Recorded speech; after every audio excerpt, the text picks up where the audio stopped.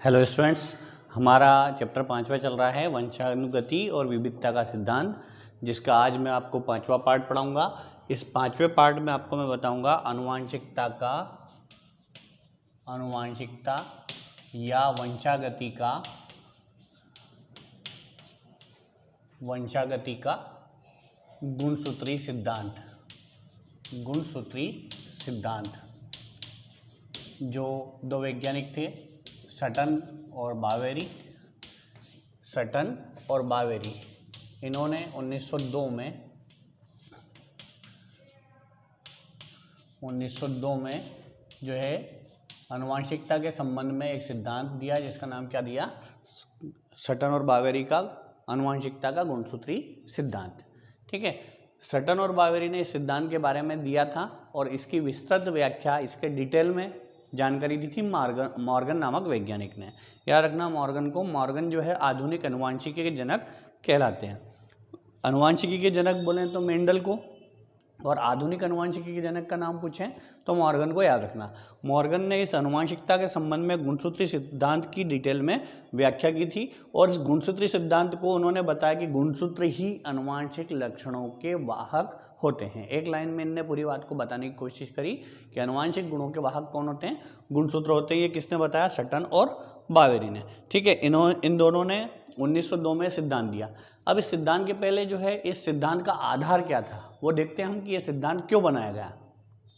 जो मेंडल साहब थे, उन मेंडल साहब ने केवल अनुवांशिकता के संबंध में एक ही शब्द का ज़्यादा उपयोग करा था, कारक का या एलील का, कि कारक ही अनुवांशिक लक्षणों को एक पीढ़ी से दूसरी पीढ़ी में ले जाते हैं। इस कारक को पहले उन्होंने तत्व नाम दिया। क्या नाम दिया? तत्व।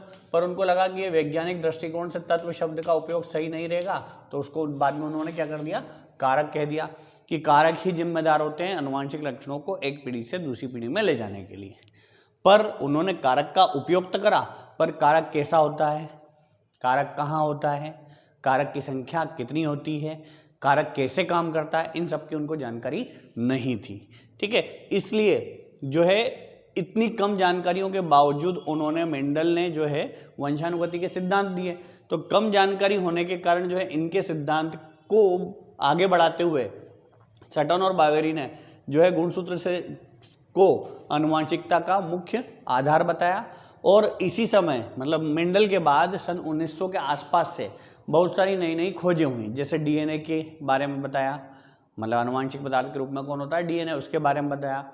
समसूत्री विभाजन की खोज हुई, अर्धसूत्री विभाजन की खोज हुई। इसके अलावा अंडाणु जनन, शुक्राणु जनन, केंद्रक की खोज, केंद्रिका की खोज, इन सब खोजों के बारे में पता चला। जब इन सब चीज़ों के बारे में पता चला तो ये सिद्धांत सामने आया, जिसका नाम क्या रखा? अनुवांशिकता का गुणसूत्री सिद्धांत। इस सिद्धांत को समझने के पहले हमको इसका क्या देखना है? आधार देखना है।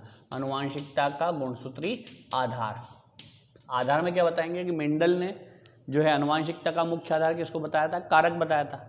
पर कारक कैसे होते हैं, कहाँ होते हैं, कितने होते हैं और कैसे काम करते हैं, इसकी जानकारी नहीं दी थी। पर मेंडल के बाद जब वैज्ञानिकों ने आए, उन्होंने डीएनए की खोज, डीएनए के अलावा विभिन्न प्रकार के अनुवांशिक पदार्थ की खोज, अर्धसूत्री विभाजन, समसूत्री विभाजन, अंडाणु जनन, शुक्राणु जनन, इन सब क्रियाओं की जानकारी दी। एक एक करके सारे वैज्ञानिकों ने अनुवांशिक पदार्थ और उससे संबंधित रचनाओं के बारे में बताया।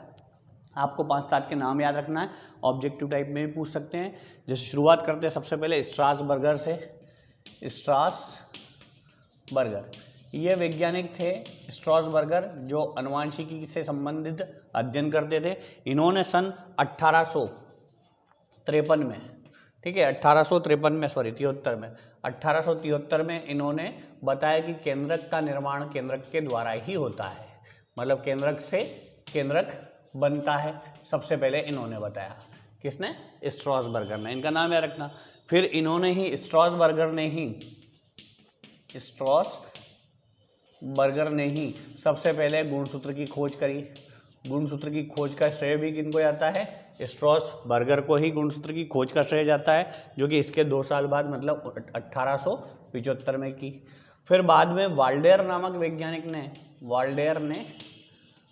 1888 में गुणसूत्र को गुणसूत्र नाम दिया।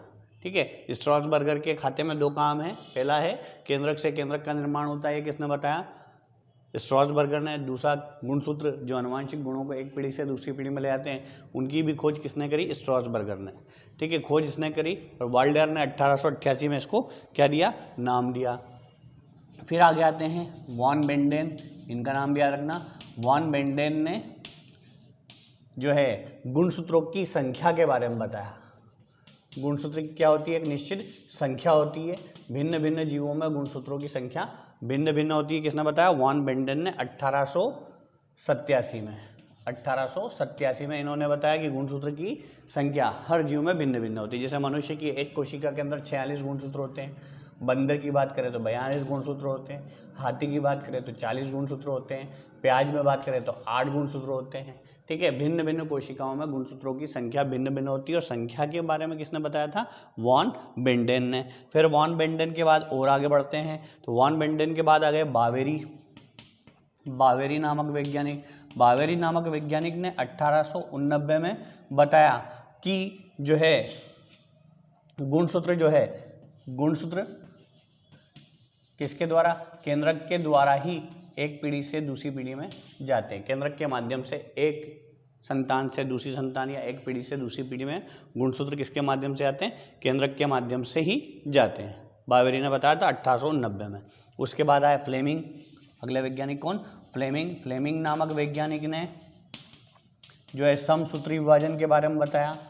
समसूत्री विभाजन के बारे में बताया फ्लेमिंग ने 1892 में। ठीक है, इसके आगे बढ़ते हैं तो जब समसूत्री विभाजन की खोज हो चुकी तो फिर अर्धसूत्री विभाजन के लिए भी कोई पीछे नहीं हटा। विनी वाल्टर नामक वैज्ञानिक ने, नाम सबके याद रखना, विनी वाल्टर नामक वैज्ञानिक ने अर्धसूत्री विभाजन की खोज करी। समसूत्री की विभाजन की खोज हुई थी 1892 में और इसके 8 साल बाद सन 1900 में विनी वाल्टर ने किसकी खोज करी थी? अर्धसूत्री विभाजन की। इसके बाद छठे नंबर पे आते हैं, याद रखना, बावेरी। बावेरी ने जो है अंडाणु जनन के बारे में बताया।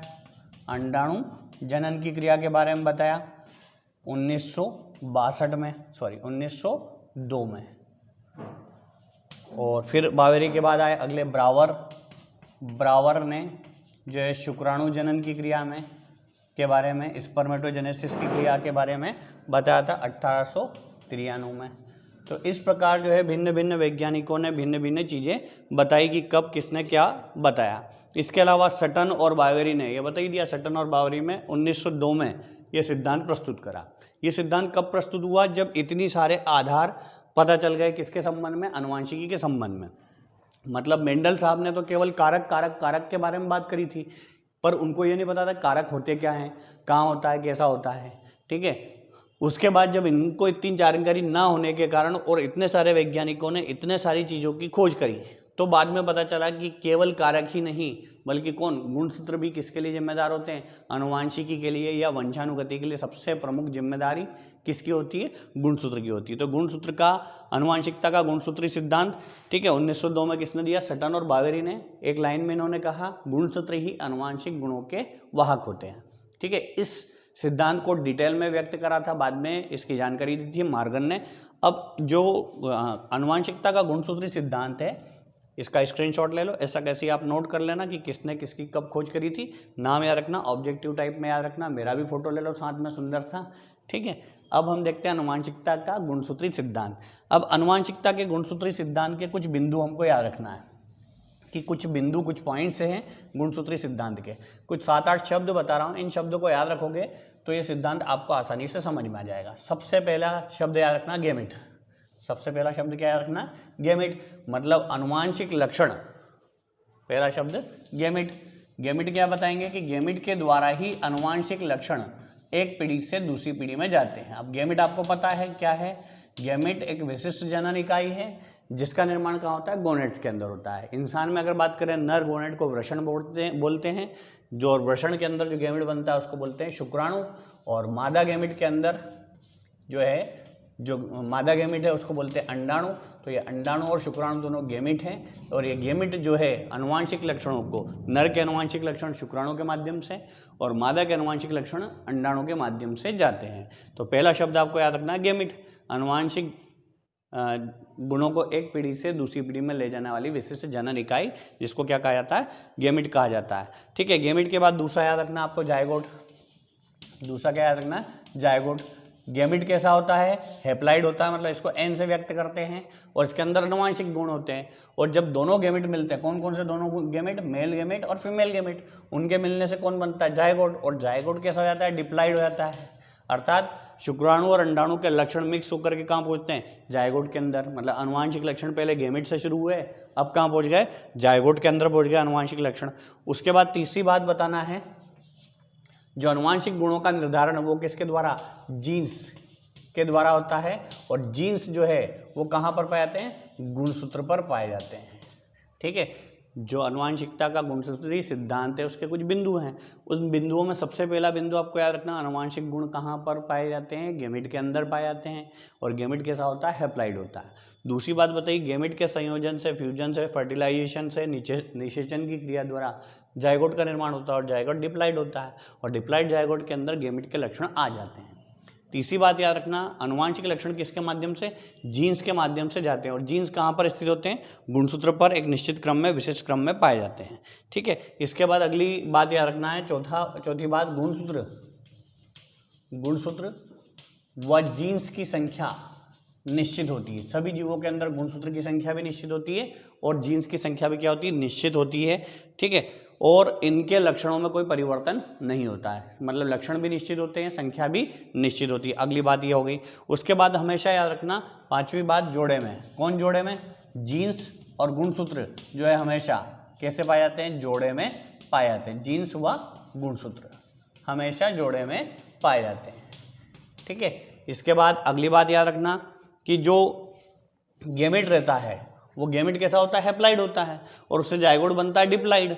तो जब ये जोड़े में जीन्स या गुणसूत्र हैं, तो जब अर्धसूत्री विभाजन होता है या गैमेटोजेनेसिस होता है, तो अर्धसूत्री विभाजन और गैमेटोजेनेसिस के समय, गैमेटोजेनेसिस गैमेट के निर्माण की प्रक्रिया के समय जो है ये गैमेट जो होते हैं हैप्लाइड हो जाते हैं। और हैप्लाइड गैमेट जो है अगली पीढ़ी में जाकर के, मतलब जायगोट में कैसे बन जाते हैं, डिप्लाइड हो जाते हैं। मतलब संख्या इनकी आधी रहती है।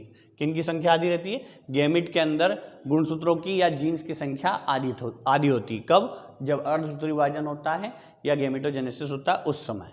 ठीक है, अगली बात याद रखना कि फर्टिलाइजेशन के बाद, मतलब निषेचन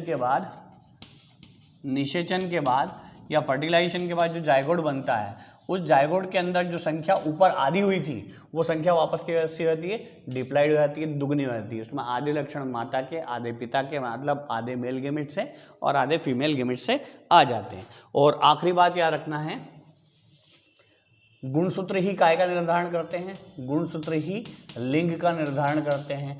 प्रत्येक जीव की कोशिका में दो प्रकार के गुणसूत्र होते हैं, एक तो कायिक गुणसूत्र या दैहिक गुणसूत्र, आप अच्छे से जानते हैं, और दूसरा लिंग गुणसूत्र या सेक्स क्रोमोसोम, जो कि लिंग का निर्धारण करने का काम करते हैं।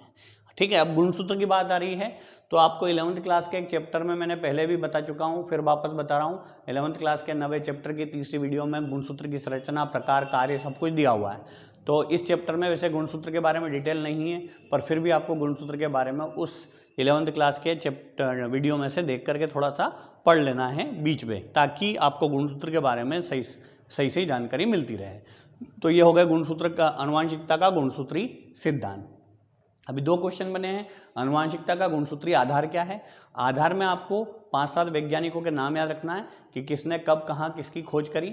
दूसरा याद रखना, सटन और बावेरी का अनुवांशिकता का गुणसूत्री सिद्धांत या वंशानुगति का गुणसूत्री या क्रोमोसोमल थ्योरी। ठीक है, इसके बाद आखिरी में याद रखना आपको समांतरता। अब किस किस में समांतरता याद रखना आपको, जीन्स में और गुणसूत्र में। जीन्स और गुणसूत्र दोनों में बहुत अधिक क्या पाई जाती है, समांतरता पाई जाती है। इस समांतरता के बारे में भी किसने बताया था, सटन और बावेरी ने, और डिटेल में इसके बारे में बताया था मॉर्गन नामक वैज्ञानिक ने। इन दोनों की समांतरता के बारे में, किसके, गुणसूत्र और जीन की समांतरता के बारे में। ठीक है, इन्होंने बताया कि गुणसूत्र या जीन्स ही आनुवांशिक लक्षणों को निर्धारित करके एक पीढ़ी से दूसरी पीढ़ी में ले जाने का कार्य करते हैं। आनुवांशिक लक्षणों को एक पीढ़ी से दूसरी पीढ़ी में वहन करने वाली इकाई है गुणसूत्र या जीन। अब गुणसूत्र या जीन में कुछ समांतरता पाई जाती है जो कि निम्न है। नंबर 1, 4-5 समानताएं याद रखना आपको गुणसूत्र और जीन की। नंबर 1, दोनों ही पीढ़ी दर पीढ़ी स्थानांतरित होते हैं। पहली चीज है ना, सबसे पहली बात, दोनों ही पीढ़ी दर पीढ़ी स्थानांतरित होते हैं, मतलब एक पीढ़ी से दूसरी पीढ़ी में जाते हैं। दूसरी बात याद रखना है कि दोनों में द्विगुणन मतलब डुप्लीकेशन का गुण पाया जाता है। ठीक है, पहला याद रखना है दोनों ही एक पीढ़ी से दूसरी पीढ़ी में स्थानांतरित होते हैं। दूसरी बात, दोनों ही द्विगुणन की क्षमता रखते हैं। तीसरी बात, दोनों ही जोड़े में पाए जाते हैं। कौन दोनों ही? गुणसूत्र और जीन्स, इनकी समांतरता की बात कर रहे हैं तो इनके बारे में बात करेंगे, दोनों ही कैसे जोड़े के रूप में पाए जाते हैं। और अगले में याद रखना, गैमेट के अंदर, गैमेट में दोनों की संख्या कितनी हो जाती? आधी हो जाती। किन दोनों की संख्या? गुणसूत्र की और जीन्स की संख्या किसके अंदर? गैमेट के अंदर इसकी संख्या आधी हो जाती है। और पांचवी और आखिरी बात याद रखना है कि गैमेट मिलकर के क्या बनाते हैं? जायगोट। तो ये जायगोट में वापस से दोनों की संख्या दुगनी या डबल हो जाती है, मतलब डिप्लाइड हो जाती है। कौन की संख्या? जीन्स की और गुणसूत्र की। ठीक है, ये दोनों में समांतरताएं पाई जाती, किसमें? जीन्स में और गुणसूत्र में। जीन्स और गुणसूत्र में जो व्यवहारिक समानताएं हैं उनके बारे में सटन और बावेरी ने बताया था। ठीक है, फिर से देख लें क्या है 5 समानता। नंबर 1, दोनों ही पीढ़ी दर पीढ़ी स्थानांतरित होते हैं, मतलब एक पीढ़ी से दूसरी पीढ़ी में जाते हैं। दोनों में ही द्विगुणन की क्षमता पाई जाती है। ठीक है, दोनों ही जोड़े में पाए जाते हैं। अगला, गैमेट में दोनों कैसे हो जाते हैं? दोनों की संख्या क्या होती है? आधी हो जाती है। और गैमेट से कौन बनता है? जायगोट। तो जायगोट में वापस से इनकी संख्या क्या हो जाती है? डिप्लाइड हो जाती है। तो ये आनुवंशिकता का हमारा गुणसूत्री सिद्धांत हुआ है। ठीक है, इस वीडियो में इतना काफ़ी है। इसके आगे हम पढ़ेंगे लिंग निर्धारण। लिंग निर्धारण को मैं अगली वीडियो में आपको डिटेल में समझाऊंगा। Thank you.